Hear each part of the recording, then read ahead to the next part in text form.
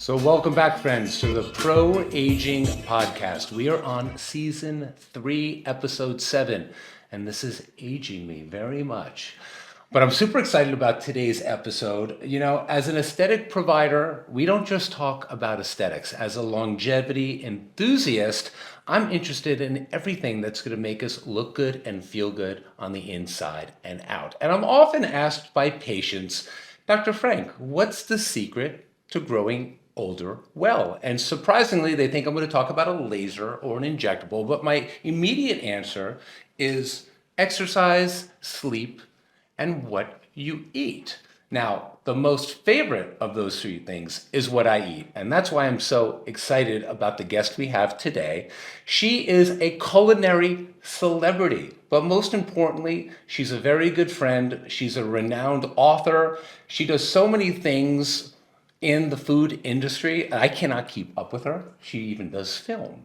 And we're talking about Katie Lee Beagle here. You know her from the Food Network, The Kitchen. She is an Emmy-nominated personality, and every time I see her, I just get hungry. I've been fortunate enough to sit at her dinner table, to talk about food, to enjoy food, and she's just such an authentic, great person on the inside and out, and I've been dying to get her on the podcast for a while. So thank you, Katie. Oh, Paul, you're so sweet. I'm so happy to be here. I just love you, and I love talking food with you because you're such a great cook, and you're so enthusiastic about food, and it's just always fun. What's there not to like? I know we often get sat together at dinner parties, and we never run out of things to talk about because we really do believe you are what you eat. I really think that your health, it starts in the kitchen, and your beauty routine starts in the kitchen as well. With what you're putting in your body. It's not just about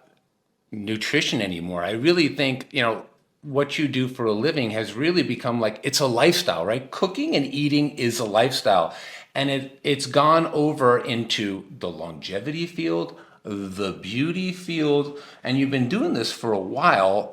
I think everybody is focused more than ever on you are what you eat.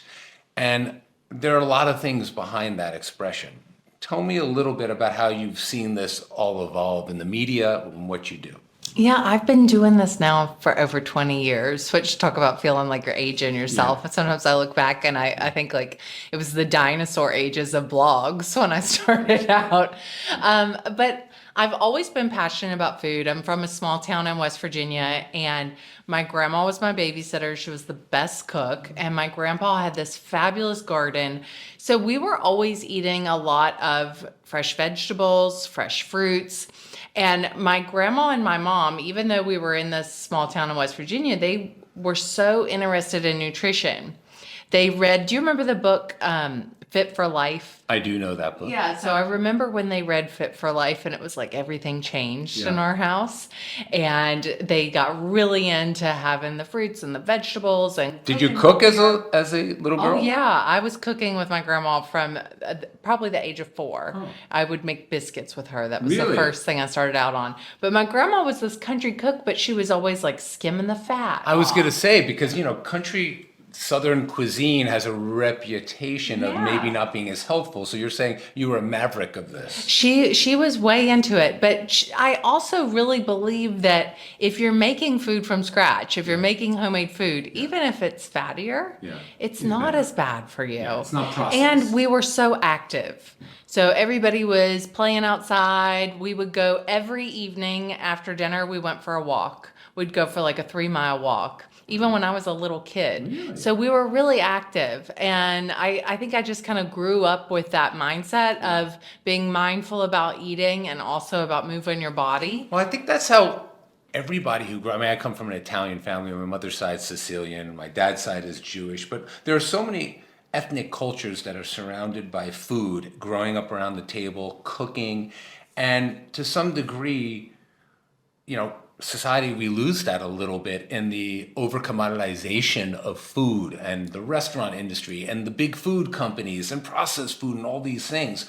We're so much about how we need to live our lives. We learn in the kitchen, right? How to take care of yourself. And I also think there's something to be said for taking time to eat. Yes. And sitting down and enjoying your meal and talking to the person you're with. Yeah. You know, we often talk about like when we go to Europe, oh, I didn't gain any weight. I ate pasta every day and I didn't gain weight. I ate the bread and the butter in France and I didn't gain any weight. But you also are sitting down and you're not stressed. Yeah. You're not taking And you're breathing while you're eating, you're talking, you're enjoying it, and you are mindfully eating whether you realize it or not, because you're taking that moment instead of just rushing through it and grabbing something and being stressed and eating on the go. It's a slower, You're right. quieter way, and just having that time to relax and put your phone away. Like I like to say that in the kitchen, there's a technology detox as well. Don't bring your technology into the kitchen. You know, people, I always laugh at people because we're fortunate enough to live in New York, and it's one of the greatest food cities in the world. is. And people are always like, oh, when I went to this country, the tomatoes are better here, and this is better there. And I'm like, listen, I think the fact that you're on vacation and you're giving yourself the opportunity to enjoy food as opposed to like running to a dinner after work so you can rush home and get to bed and do all these things, you don't give yourself the opportunity to enjoy food, so you may not think it tastes as good. That's so true. And just taking the time to slow down a little bit. So there is, mindful eating is good for so many aspects of your health, psychologically, all these things. I mean, I'm sure it's even more so with you, but people spend the most time in the kitchen when you have guests. You're hanging out in the kitchen. Yes. I remember times you're cooking up sauce or something, and I'm sitting there like, oh, what's she doing? And we're talking and we're socializing. What's People better are than drinking that? wine in the background. So there's so many aspects to longevity, health, sociability, nutrition, and just these aspects you're talking about. But let's talk about how, food has become so politicized. Oh, it has. And who Everything. would have thought? You can't eat this type of food, but this food is great for you. Like, I've heard the same contradictory information, like the best food is also the worst food. Like, you shouldn't eat dairy. You need to eat dairy. You should do this. You should do that. I mean, how It's do people? confusing. It's very confusing. And I'm sure you get asked these questions all the time. How do you deal with this kind of politicization of everything? You go on Instagram, it's like ridiculous. Oh, I know. I think that our phones are like running everything on so many different levels. And I get put out by a lot of the stuff that I see on social media about nutrition. And well, I think there's a lot of misinformation out there, and anybody can be an influencer. Anybody can get on there and say anything they want without any kind of training or credentials. This is true whether you're a chef or whether you're a cosmetic dermatologist. Anything. Everyone's a skin influencer. Or Right. I'm sure you see stuff that makes you crazy with people. Everyone thinks they're a chef. Everyone wants to teach you what to eat. Well, this is my morning breakfast. This is how I get my protein. Or like, and all these people, they're cooking up stuff and they had some paid chef behind them. Yes, or you see somebody like eating a stick of butter and saying how it's healthy. And it's like, I really believe in balance. I believe in eating real food. That's right. And I believe in having a lot of plants in your diet. Yeah. You know, one of the things my grandma always said was eat only fruit before noon. So she would make these big fruit bowls and she would just eat on that all morning. I am a big believer in the fruit bowl in the morning because I feel like I'm kind of setting myself up for success. I'm getting a lot of vitamins, a lot of fiber, a lot of nutrition in there, but I've added in protein to that. So I like to have a scoop of cottage cheese or a scoop of yogurt on there as well. I was going to ask her own personal secrets later, but we're getting into that now because people want to know. Listen, you are a very accessible, authentic culinary personality, and I think that's one of your greatest attributes. So you're not slinging crap like some people do to sell things. And these type of tips, I think people find really important. And what's right for one person is not right for everybody. But people want to try things. Tell me, do you get involved in the battle of what the seed oils? Everyone's beef tallow crazy now. You keep certain seed oils away. Do you have any feeling about that I think stuff? it's all kind of cuckoo, to be honest. I mean, listen, like most of the time, those seed oils are in highly ultra processed And foods. that's what you have to stay away from. And those are bad no matter what. No matter if it's a seed oil in there or an avocado oil, you don't want to have the ultra processed food. So I don't think you can drive yourself crazy over it. If you're eating in a restaurant and getting something fried, most likely it was fried in a seed oil. That's right. But you probably shouldn't be ordering the fried food repeatedly. So it's not necessarily the seed oil. Like if you use some seed oil and cooking at home, that's probably okay. You just can't get crazy. I mean, I just wouldn't do it every day. Yeah. Like I usually cook my food in olive oil, and I love avocado oil. It has a high smoke point. I just started using algae oil. I like that a lot. It has a really high smoke point. So that's one that's kind of getting a new buzz. See, I'm Italian, so everything is olive oil. You can't go wrong. I'm like, I don't know, do I use this oil for that? I just use olive oil for everything. Well, guess what? For thousands of years, it's worked. Right. So I think you're all right. That's right. You know, the Mediterranean diet. and celebrities like J-Lo, that's all you need on your skin anyway. You don't need to do anything else, right? Just olive oil. No Botox, no surgery, just olive oil. No, I think that there's always some sort of buzz, like fad fear. Yeah. There's fad fear mongering, and there's also fad sell points. Like you have to eat this all the time, or you have to avoid this. I'm not cooking in beef tallow at home. It's just not happening. I'm gonna stick to my olive oil and keep it easy. I think, or what was the other one? Everyone was bone broth crazy. Oh yeah, bone broth. That's a big craze. Yeah. I mean, I'm sure bone broth is good. I've tried it, but I'm not going to eat bone broth for lunch every day. I just can't. No. Why? I gotta chew. Yeah. Why are people are just all or nothing? I mean, we see this in cosmetics too. Like 10 years ago, people wanted to use filler to fix everything, and they were just getting bigger and bigger. I was selling people off a filler. We do a little bit, but we were telling them like, there is such a thing as too much of a good thing. And now, because everyone are seeing all these filled up crazy faces, now people are filler fear and they're totally against it. And I'm like, just because people have a bad sense of fashion doesn't mean we all shouldn't wear clothes. There's a moderation point for everybody, and it doesn't have to be for everybody. But for some, it works really well. And it's the same thing with food. Some people can't tolerate dairy, right? I think some people can't do that. Like, people are always looking for that magic bullet, well, now there's Ozempic and Wegovy and Manjaro and all that, and that's like the magic feeling of being able to have it. But it's always something like whether it started out with Atkins diet, the South Beach diet, intermittent fasting. Yeah, intermittent fasting. And now you hear like, well, if you're over 40 and you're female, don't intermittent fast. It's like so many different things. And so I just stick to what I know, which is eat your fruits and vegetables, eat your lean proteins. Diversify. Yeah, keep it simple. Don't have a lot of packaged food. Don't eat a lot of snacks. If you're going to snack, make it fruit. I love apple and peanut butter. That's my number one snack. It has been since I was about 5 years old. No matter what expert I have on this show outside of the medical field, everything in every aspect of life or career seems to be about moderation, diversification, keeping things simple, and the long haul, not like fad. And this is true of everything in life. And I think that's the key to longevity and what I call the pro-aging lifestyle.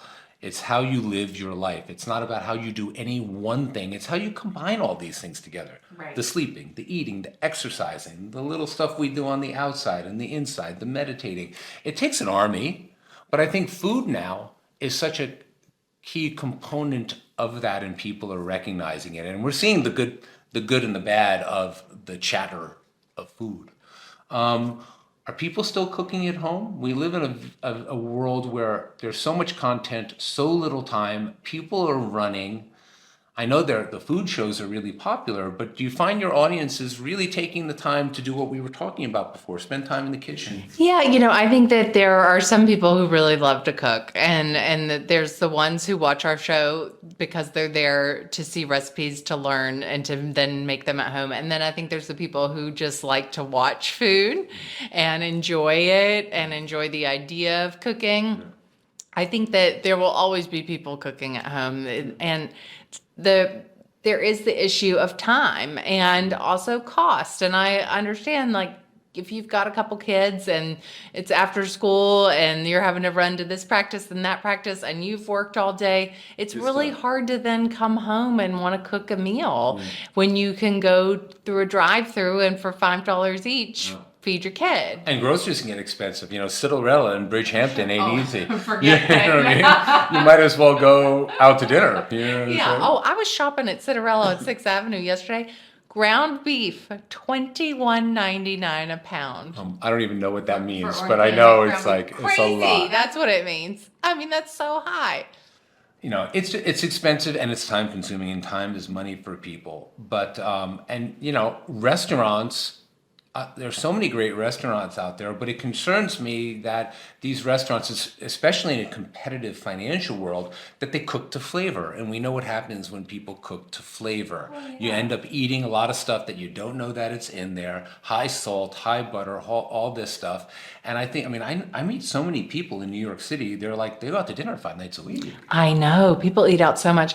I mean, also, like, you think about the takeout. I've pretty much, like, takeout we maybe I do don't once do a that week. much. We hardly I ever really, do maybe, takeout now. yeah, I don't know. I've gotten to the point where I feel like it costs so much to get takeout, and it's usually crap. Because Like, they're adding on it's all to these me. other charges Yes, to there's all Uber the Eats, to little all this charges. stuff. I don't like it coming in all the black Wait till you have a plastic. I'm not teenager, into then you that. really see what Oh, I it bet is. they get into the Uber Eats account. And it Oh gets my crazy. God, it's crazy. Yeah, I'm just like not that into the takeout anymore. I have a couple places I'll order from that are healthy, but usually like Sunday night we didn't want to cook dinner, so I had some frozen salmon. I baked the salmon and then I ordered a bunch of salads, and so that way we had some really healthy sides and I had made the protein. Salmon is my favorite, quickest meal to cook. The best. I salt and pepper it. I hit it in the cast iron. Like 7 minutes total. My meal is done. You can have a little salad. Throw in some spinach, which takes 2 minutes to cook, and that's the best meal. That's It's that's my delicious. quick fix, and it does everything I need it to do. Same. I've gotten so into frozen salmon. Really? This is Yeah. like my new thing. That's right. I get the frozen salmon. I get it from Fulton Fish Market, and I put it frozen, rock solid, into the oven, 450 degrees for 8 minutes. Take it out, season it, put it back in for another 10 minutes. It's perfect. I knew I get hungry whenever you I don't talk to even her. have to thaw it. Yeah. So if you get home and you're like, oh man, I don't have anything. And by the way, it doesn't. 10 minutes is not that big of a deal to cook a meal. It's really not that big. Nothing. And also it's a savings. Like when you go out and get that, the salmon's going to be $45. What's the deal? Tell about the farmed versus the from here and from there and Well, it's all different because all not all farm salmon is bad. right. There's no all winner, right? Yeah, if it's a good farm Yeah. and you are getting it from a reputable source, the farm salmon can actually be really good. Right. And what are you worried about? The wild, like the mercury we worry about? Yeah, there's always something to worry about, right? I have actually high mercury. I cut out sushi for a year. It basically came down to the fact that I must have some like genetic enzyme that doesn't metabolize it. It never changes. It never gets dangerously high, but I Really? can't get it low. And you know what? Once in a while, I want my toro. Yeah. I want I've my never tuna. gotten mine tested. Yeah, and well, if you eat a lot of fish, which I do, you should get it. And then it's like, do I have farm? Do I have this? I mean, again, the media makes it so confusing. It's not dangerously high. Everybody's different. I think I live a pretty decent, balanced Yes. life. You do the best you can. You do the best you can, and I think also stressing about it just adds more problems. Yeah. Are there certain types of cuisines that you love to cook at home, or that when you do go out to eat, like I love going for Italian or I love going for sushi? Are there certain things that I love Italian food. Yeah. I love it. Like I love to make pasta. I love to go out for Italian food, but I also really love to go out for Asian food because I am not as well versed in cooking Right. different Asian cuisines. Yeah. So I love to go out for Thai food. I love to go out for Chinese. Because you don't want to cook that at home. Yeah, well, I mean, occasionally I will, but I have not mastered that. Yeah. And so I really like going out for food that I'm not going to make at home. Well, it's funny. When I go out, like I go out for Japanese a lot, but any other type of Asian cuisine, I prefer to cook at home because I'm fearful of what's in the restaurants, so whether it's MSG or a lot of sodium or all these other things. And between coconut milk and like yellow and green chili paste, like you put that in everything. Yeah. And, So good. well, I really liked during COVID, actually, I built myself an Asian pantry. I got this book that I love. It's, what is it called? I think it's 101 Asian recipes to make. It's Jet Tila's book. Jet Tila's the chef who wrote the book, and he breaks down all the different Asian pantries. So everything you need to cook Thai food, everything for Chinese, everything for Japanese, and I ordered all of it. And when I had my pantry stocked with all those ingredients, it was so easy to make. And I really think that that's the key to cooking in general. Be prepared. Yes, stock that pantry, stock that freezer, stock that fridge, and then you're set up for success. Yeah, like I purposely don't want to learn or know anything about baking or making things that are bad for me, because I'll make them and I won't eat them. I like to cook clean because I like to eat clean. And when I want to treat myself, I go out to dinner. Yeah, I'm not that into baking either. That's like something. It's a whole different genre. And I do it a little bit more now that I have a child, because she gets so excited if I make homemade brownies or if I make chocolate chip cookies. So I'll do that. But like when it comes to making a cake and frosting it, I ain't nobody got time for that.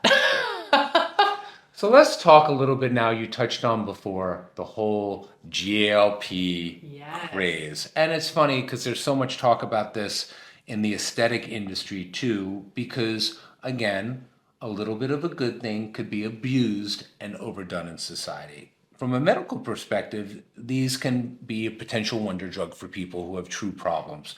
But the problem is there are a lot of people who don't need it or shouldn't take it, and they're malnourishing themselves and they're just not eating. And the fact of the matter is these medications, as much as they could save your life and prolong them, if used the wrong way, could make you look older and live shorter lives because people just don't eat. They're like malnourishing themselves. That's so interesting. I never thought about people being malnourished from it. Because, from a medical perspective, you're only supposed to, if you are dieting, you only want to lose 1 or 2 pounds a week. Because if you're especially in middle age, if you're doing it more aggressively, you're losing bone mass, you're losing muscle mass. Your body isn't made to be put in starvation. Now, when you're 30 years old, 25 years old, when you lose weight, it goes off in all the places you want. It looks good. But when you're above 40, your ass will get flat. Your arms will look skinny. It'll come off certain areas and not others. And it will affect your mood, and it will affect your energy, and it will affect your bone density. And I think this is one of the biggest concerns. And I know from a nutritional perspective, so many people in the industry are, they're like cooking for being on GLP-1s. Like nutritionists have gone on to how to teach people to eat well. And I think a lot of it is about what we spoke about earlier, which is like small meals frequently. Balance your fruits, your greens. You have to be protein rich. I mean, everybody's protein crazy right now, right? I mean, it's not rocket science of how to eat healthy. And unfortunately, seems that way. People just don't want to hear it. People don't want to hear like, oh, you can't eat too many calories. Yeah. You can't eat too much fat. You can't have too much of a good thing. You have to understand moderation. Yeah. I have a real hard time with moderation sometimes. I mean, I love to eat. Yeah, this is the other thing. I mean, aside from being amazing at what you do, you are beautiful, well-kept individual. And I'm like, people must ask you, like, how do you not eat endlessly and gain weight? I used to be able to eat a lot more than I do. You used to. I definitely. Are you spitting out the food like the wine taster? You're on the show. You're like, I eat everything I cook and spitting it out. No, I mean, I used to feel like before I had a baby, before I turned 40, I could really have at it and go for it. Yeah. I was always pretty healthy, but I'd have those, weekend where. Are you still a big surfer? I'm not. No, I used to be a huge surfer. I was so into when that. I met you, you were a big surfer. Yeah, it was my obsession. I actually didn't surf for about 7 years, and I just got back in the water in Costa Rica and went surfing, which was very cool to get back and get that feeling of catching a wave. Well, the point is that exercise as you get older to balance all the nutritional stuff. Totally. And when I was younger, I also had more time to exercise, and I would exercise 1.5 to 2 hours a day. And now I've got time for 30 minutes if I'm lucky. But listen, 30 minutes a few times a week, every little step counts. Absolutely. And I try to walk as much as I can. And I just understand that I can't eat the way that I used to. Yeah. It just, and I also have accepted the fact that I'm not a supermodel. So it's okay if I'm not a size 0 or a size 2 anymore. But you want to stay healthy. You want to live a long Yes. time. We all want to look good. Yes, And be the and best so I've version come of to you, ourselves. and That's get my right. face That's taken care right. Next week, my neck taken That's care right. of. Yeah, you're going to be okay. You're doing just fine. All But the tune-ups. I think also it's not just what you eat. I think it's how you eat also. Like you said earlier on in the episode, eating slowly, it affects your satiety, right? If like me, I have a tendency because I don't have time to eat during, I'm like I don't give myself time to feel full. So you end up eating more and then get too full and then you're exhausted. And you feel bad when Yeah. you eat too fast and you eat too much. You get that like agita feeling, that. That's right. No, but I think taking your time to eat.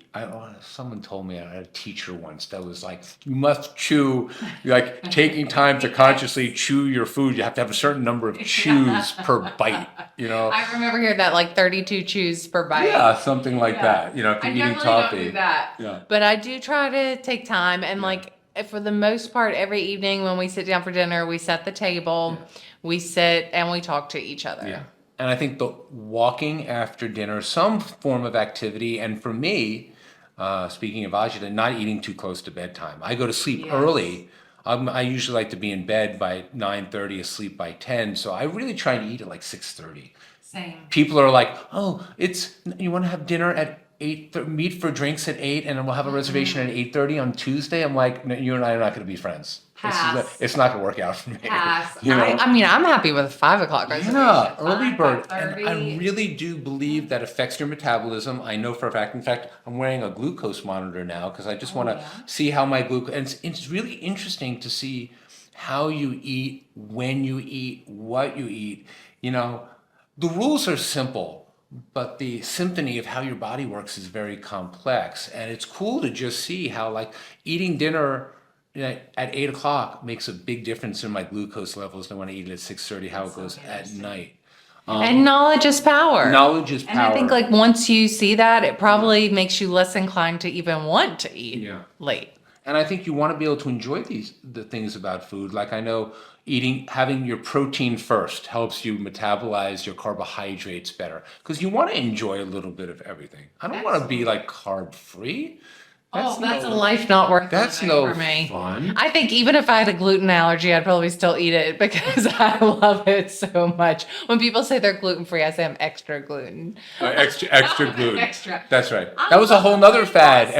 Everybody was like gluten free, gluten free, gluten free. Yeah, so if you eat the gluten free crackers, it's just the same as eating the regular crackers. And in fact, people were gaining weight because some of I think they were using different types of oils for flavoring, coconut oil or yeah, things. and like remember when years ago everything was fat free, and Yes. I remember being a kid and my mom getting the snack wells, and we were like, we can eat as much as we want. Well, this is we could have a whole season on the food industry and companies and things like that.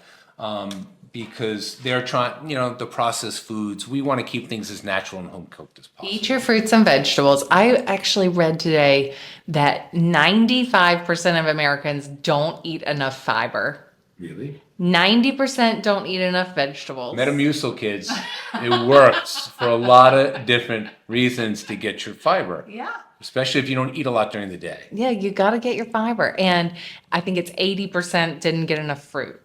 Really? Yes. So, I mean, I think we kind of live in a bubble. Yeah, We live here in New York. We have friends who are really into longevity and what they eat and how they look and health. And so we just think everybody's like that. And that's not necessarily the case. Yeah.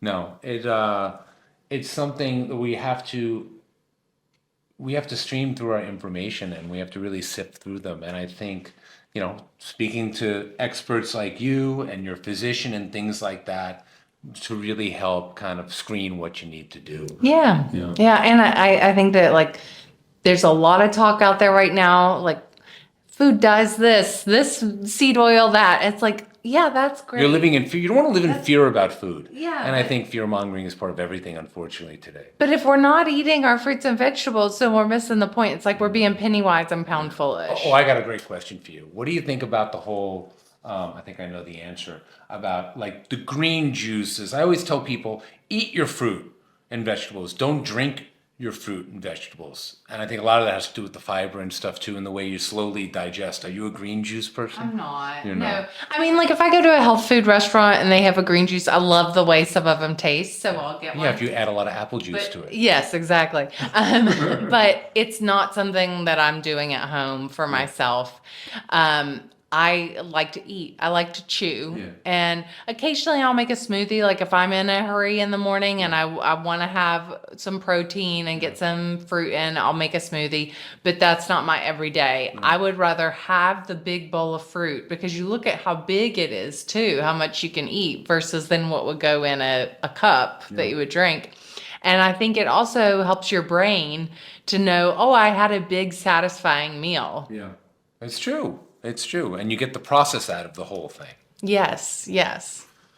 Okay, so now we're going to talk about some more fun stuff, because I know everyone in the audience, they want to know, okay, so how do you and Katie know each other? We do actually know each other from friends, common friends, for a real long time. And of course, I'm obsessed with her food, and we have so much fun together. But one of the things I also love about Katie is that she's such an authentic person. And unlike a lot of media personalities, you have not been afraid to say that you do take care of yourself on the inside and out, and you have done some things. And I think it's always important, not that we have to shed every aspect of our own personal health with our audience, but we do act as role models to some degree, and people want to see that we're human, and then we get a little Botox here and there or do things. I've known you since before you were a mom, while you were pregnant, after. Tell a little bit, we don't have to go into detail, but just like some of the things that you have found that helped you to be, other than eating right, exercising, and sleeping. Yeah, I'm a big believer in taking care of yourself and doing what makes you feel good and what makes you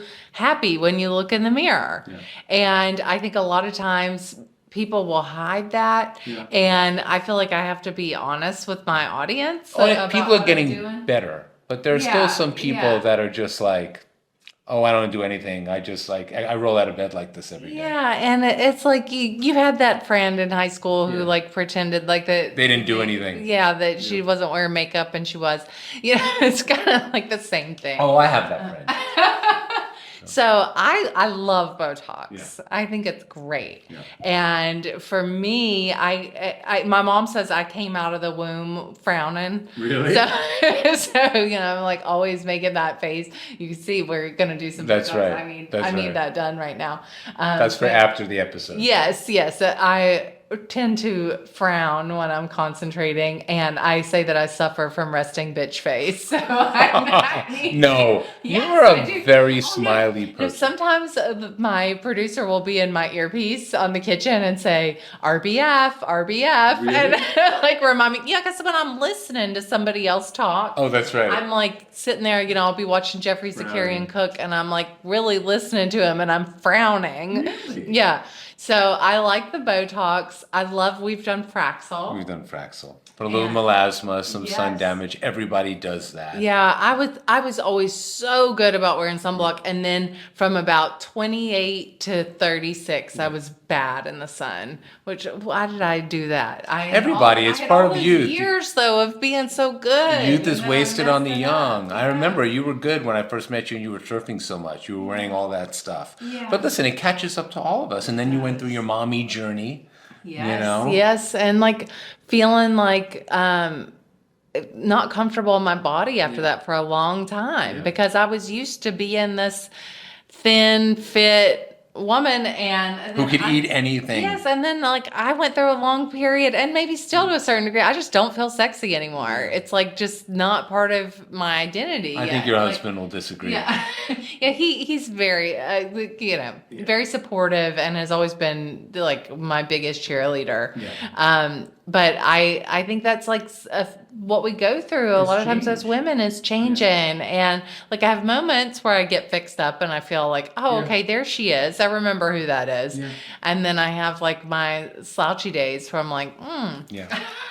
And, it's trial and error. We've tried certain things before that you didn't like. We tried some things that you really do like. And I think it's important for everyone to find out like what's right for them. Yeah. And it's good to know that there are things out there, people do it, okay? Yes. Some admit it a little too much, other people not enough. And it's nice to see someone in the public eye that's like saying, hey, I know that we have to do some extra things to feel like our best self. Yeah, I'm all for a little upkeep. And next week we're going to do some Altera on my a little neck. Skin tightening, stuff of that. I'm scared for that. Is that going to hurt? It's going to hurt a little bit, but we're going to give you something to chill.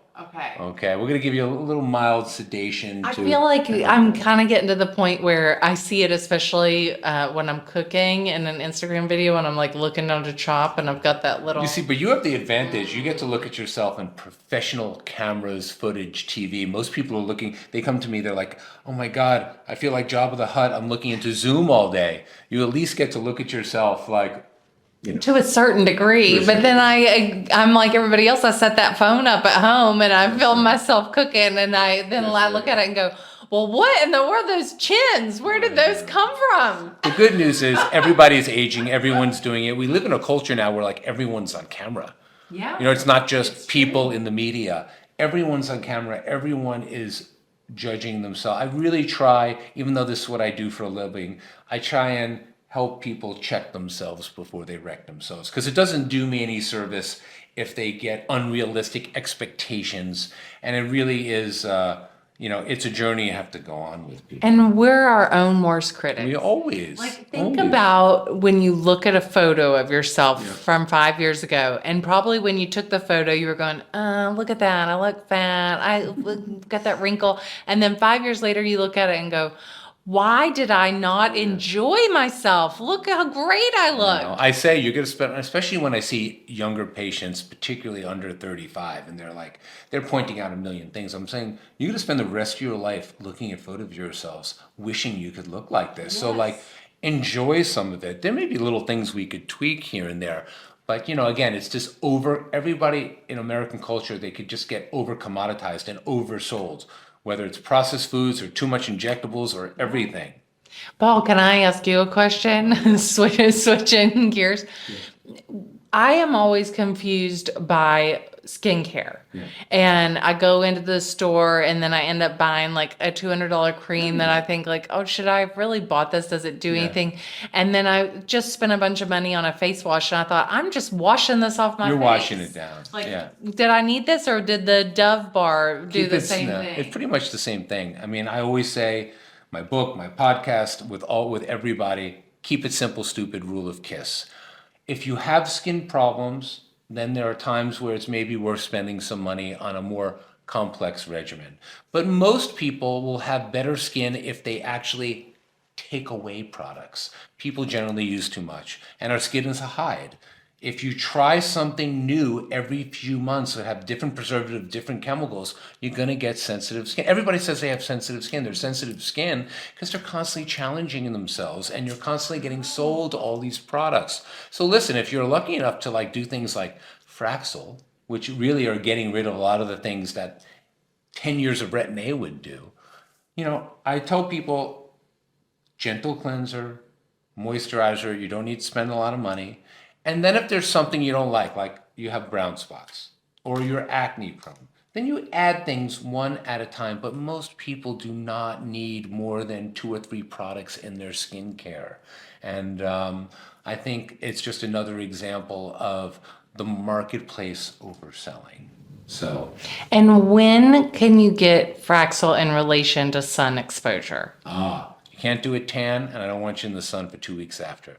Okay. That's what you're thinking about your next one. Right? I know. I feel like I need a little. Well, once a year, I like to resurface skin. I like to turn it over. My patients have a history of skin cancer 2 or 3 times a year because it does decrease your risk of skin cancer. That's amazing. That's a reason enough to do it. Yeah. Look at that. We get to talk about me a little bit. But I want to talk more about you before we finish up here. I want to hear about some of your projects. Listen, I know You're a board member of the Food Bank. I know you are a co-founder of a wine brand, Kind of Wild Wines. I know you even dabble in films. So first, tell me about the wine. I'm so into the wine. Yeah. So I mean, Is it hangover free? Could I drink as much of it as possible? you can't drink as much as you want and not have a hangover, but you can have a couple glasses and feel okay. Tell me about this, because people, they want to know about these organic wines and what's better about them. So I got really into organic wine after having a baby because I felt like I was at the point where I would have one glass and I would have a hangover the next day. I'd have that like cloudy feeling. Yeah, that like headachy, cloudy feeling. And I just thought, I love wine. I got to give this up too. I'm giving everything up and I got to give up my glass of wine at the end of the night. Yeah. So I started researching and learning more about organic wine. And it goes back to how we'll say, oh, well, I went to Europe and I drank wine and I felt fine. And people think it's because there's not sulfites, but sulfites they're sleeping in all day. Yes, yeah, exactly. And sulfites are in all wine. Yeah. So even in Europe? Yes, even in Europe. It's naturally occurring in wine. They're in raisins, they're in ketchup. If you can eat one dried apricot has more sulfites than a whole bottle of wine. Really? Yes. So if you're putting ketchup on your fries, you're eating sulfites and you're just fine. Okay. Now, organic wines don't have added sulfites, so they're not putting extra in there. So and why do they put added sulfites in? It's preservatives. Okay.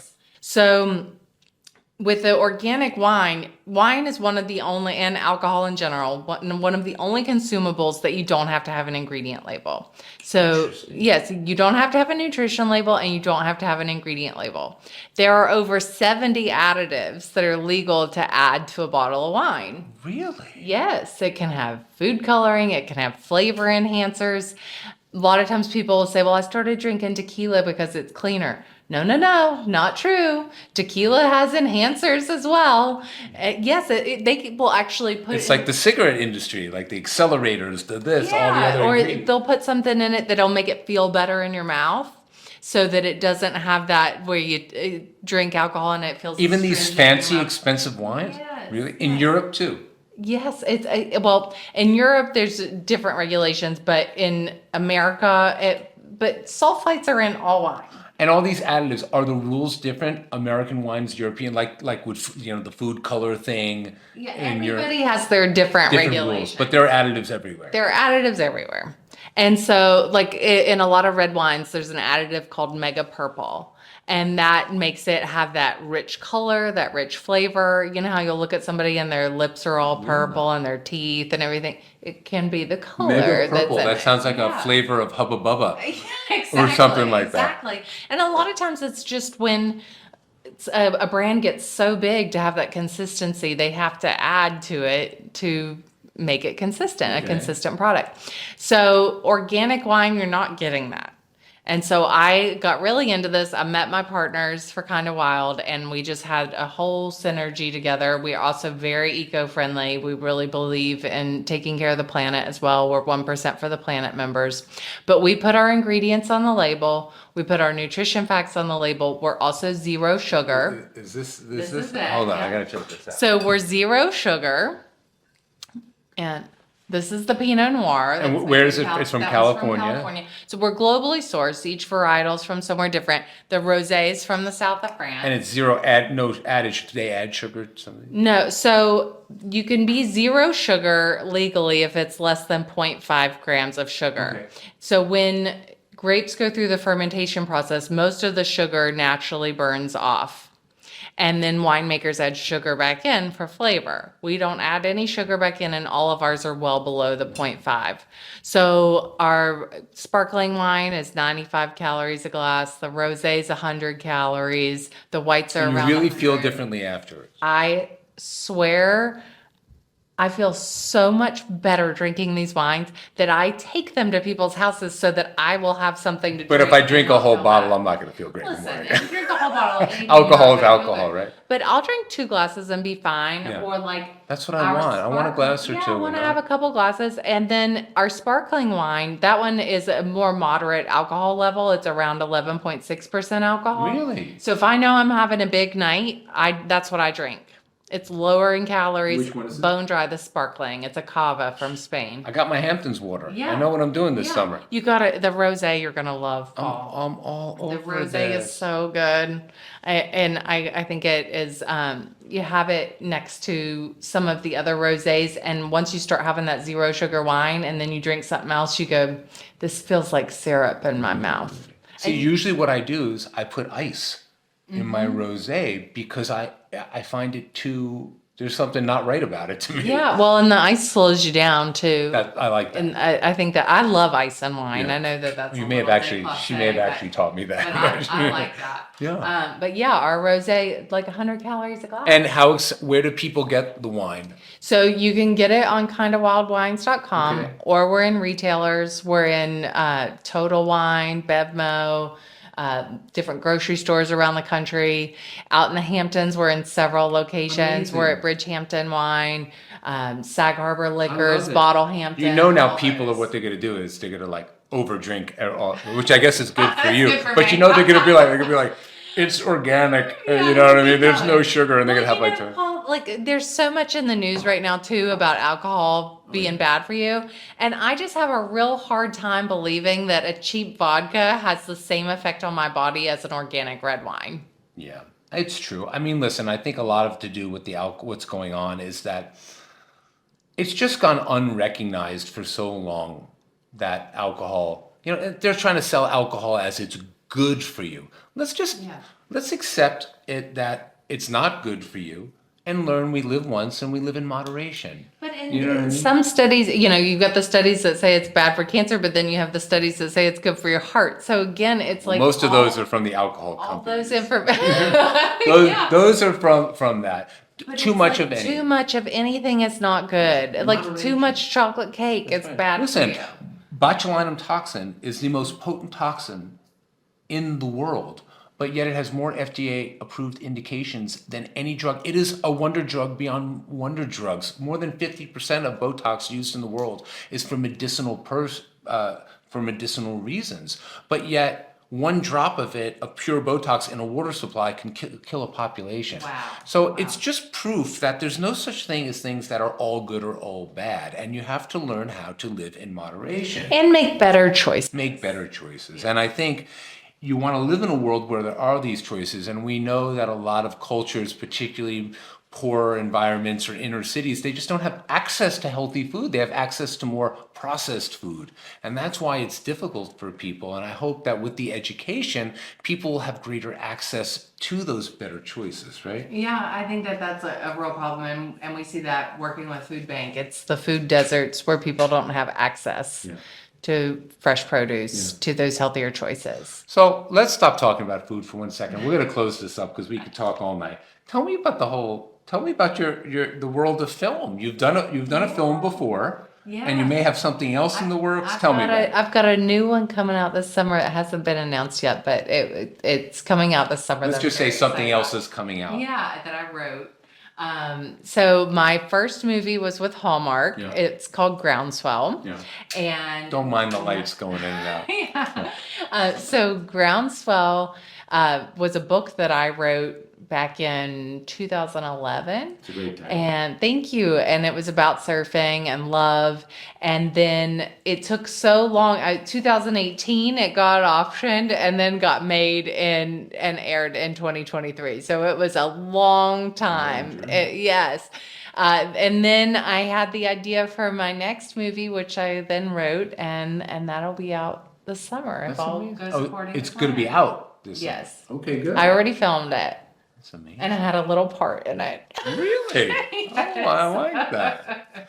All right. Well, I know the next time I'm eating, and particularly with you, it's going to be with Kind of Wild. I can't wait for the summer because I know I get to see you more. Oh, Paul, I can't wait for our Hampton summer. We're going to have lots of fun. Just tell the audience, is there a favorite recipe you're working on? Is there something special you like making now that is like your jam? I've been really into this baked chicken that I do. The butcher right over here, Hudson and Charles, has the best chicken on the planet. Really? Yes, and they have boneless skin-on chicken breast, which is what I'm obsessed with. And then you dip it in seasoned flour, a little salt and pepper in your flour. Take your sheet pan, put a half a stick of butter on it, put that in the oven, let the butter melt. Put the chicken skin side down for about 20 minutes, flip it, and then let it bake another 20 minutes. And it's perfect. It's like oven fried. It's crispy. Really? And delicious. You're gonna watch this. Okay, I'm gonna be cooking it on the gram. I'm gonna have to give her credit for it. That You sounds gotta so buy their chicken. I'm getting it. I'm like next door neighbor here. Their beef too is unbelievable. I'm down. All right, Katie Lee Beagle. I love having her. I can't wait to see her. I want you, I mean, listen, everyone knows where to find you, but I want you to tell the audience what's your favorite website, and where they could watch you. You can tune into my Instagram at Katie Lee Beagle, or you can go to my website, katieleebeagle.com, and watch me on Saturday mornings on The Kitchen on Food Network. Yay!